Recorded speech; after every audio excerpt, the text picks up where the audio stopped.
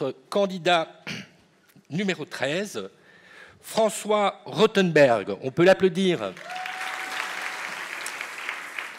Et donc, son travail porte sur des F, B, M, C, O, Q, A, M. Il manque les autres lettres de l'alphabet, mais plus également des transceivers of wireless and optical fiber communication.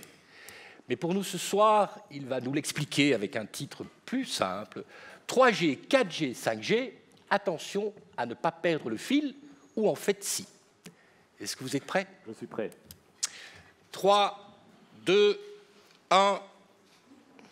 Avez-vous déjà entendu parler de la 5G, la 5e génération des systèmes de télécommunication?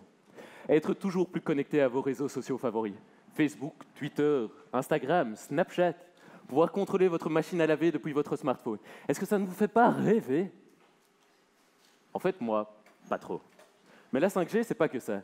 La 5G, c'est aussi permettre à un chirurgien d'opérer un patient localisé de l'autre côté du monde, ou bien permettre aux véhicules de communiquer entre eux pour éviter les bouchons et les accidents.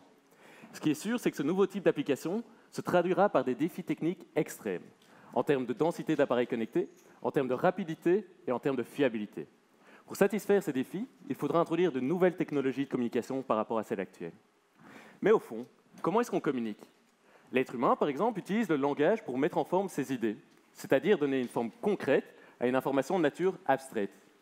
En télécommunication, on appelle modulation le processus de mise en forme des bits d'information que l'on veut transmettre. En d'autres mots, la modulation transforme des 0 et des 1 abstraits en de petites ondes électromagnétiques qui vont se propager de l'émetteur jusqu'au récepteur. Au même titre qu'il existe différents langages pour que l'être humain puisse s'exprimer, il existe différents types de modulation, différentes manières d'encoder l'information. Dans ma thèse, j'étudie et je développe la modulation qui me paraît la plus prometteuse pour satisfaire les défis de la 5G. Vous allez me demander pourquoi est-ce que c'est la plus prometteuse. En fait, en télécommunication, on utilise les fréquences pour transmettre l'information. Par exemple, dans votre voiture, quand vous allumez la radio, vous changez de fréquence pour écouter différentes chaînes radio, 134.8, 142.5. En fait, les différentes chaînes radio peuvent être vues comme des appareils connectés. Et en réalité, la transmission ne s'opère pas à une fréquence unique, 134.8 par exemple, mais sur une certaine bande de fréquences autour. Le problème en 5G, c'est qu'on veut tellement augmenter le nombre d'appareils connectés qu'à partir d'un moment, on n'a plus assez de bandes de fréquences pour gérer tous les appareils. La modulation que j'étudie propose de repenser plus intelligemment notre utilisation des fréquences. Comment? En faisant en sorte que chaque appareil connecté utilise une plus petite bande de fréquences. Quels sont les avantages?